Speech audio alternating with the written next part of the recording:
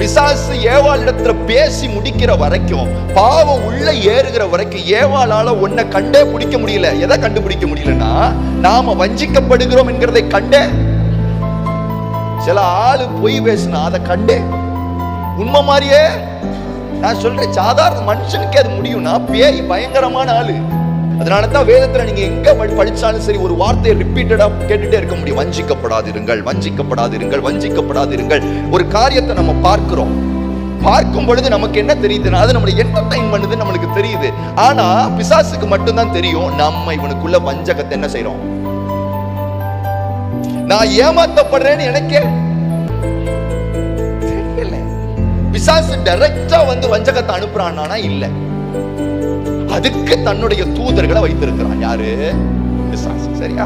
மனிதர்களை வைத்திருக்கிறான். அதற்கு மனிதர்கள் தான். ஏன்னா என்னைய ஒருத்தர் இன்ஃப்ளூயன்ஸ் பண்ணணும்னா டைரக்டா ஆவியில இருக்கிற பிசாசோ வந்து என்ன இன்ஃப்ளூயன்ஸ் பண்றது இல்ல. என்ன போல இருக்கிற ஒரு மனிதனையோ ஒரு மனுஷியோ எதிரில் கொண்டு வந்துதான் என்ன செய்யறாப்ல, வஞ்சகத்துக்குள்ளாக தள்ளுறாங்க. அப்ப பிசாசுக்கு யாரு ரொம்ப முக்கியம், யார் ரொம்ப தேவைப்படுறான்னா மனுஷங்க. நம்ம நிறைய காரியங்களை டிவியில பாக்குறோம். கள்ள தீர்க்கதரிசிகள், கள்ள உபதேசிகள், அவங்களுக்கு காரியத்தை சொல்லிட்டு அவங்க இன்டென்ஷனலா எதுவுமே செய்யல. முதல்ல அவர்களை பிசாசு வந்திச்சுட்டா அடுத்து அவர்களை கொண்டு அவங்க எல்லாம் பாவம்